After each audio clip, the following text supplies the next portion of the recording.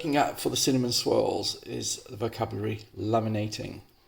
And the definition, the reason why we laminate in food tech is to get layers that can form a nice fluffy and puff texture, and it's typical of maybe croissants and pain au chocolat.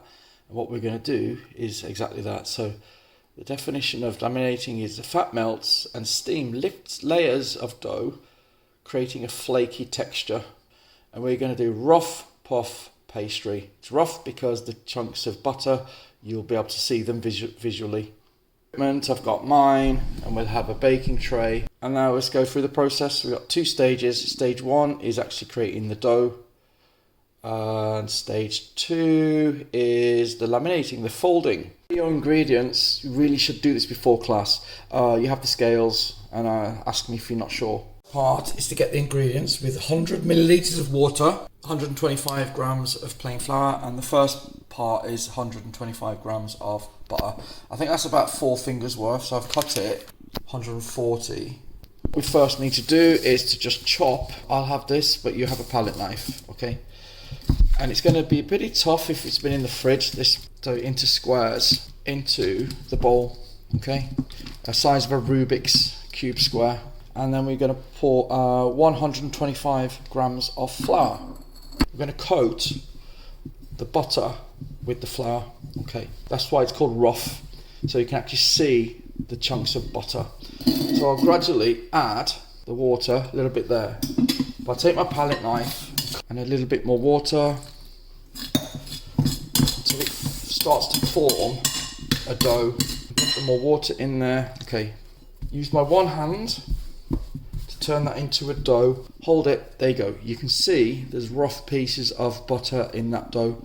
Okay, my error, but before you do that, we want to have some salt in that dough. What happens, the salt helps transfer moisture around when it's cooking in the oven. So part 2 is where we do the laminating. Okay, so you'll have some flour on the surface so it doesn't stick. Stop this sticking, a little bit more flour. I'm just going to roll out an A4 sheet of paper is what we're looking for. And I'll go with my finger, press an indent there, and then roll over and roll over. So it's a third. And then we turn it 90 degrees. Rolling pin on it again, roll over, a third and a third with the indent of my finger, and push that over, turn it. So what we're doing is creating layers. Like you can see an A4 sheet of paper size forming. Doesn't matter if it's off, it's rough in size, rough in shape, and rough in texture. Obviously you can see I haven't quite hit a square shape, not a problem. Spoon here, it's the big spoon. So we want 2 large spoons of sugar and 3 of cinnamon. And I just do something like this. Pull it towards us and you're gonna roll that pastry. It shouldn't stick because you did remember to put flour on the surface. And now you can see the butter here, and it's finished. Chop through, get transferred upright so you can see them tall. So now they're tall, okay? So we've got 1, 2, 3, 6. Easy, right? There's not a lot of mess in here.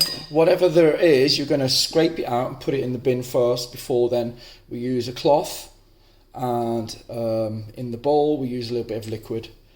And for the table, where you may have extra flour, you're just going to scoop it up in your hand, scoop it to the side of the table, put it in your hand, and carry that to the bin.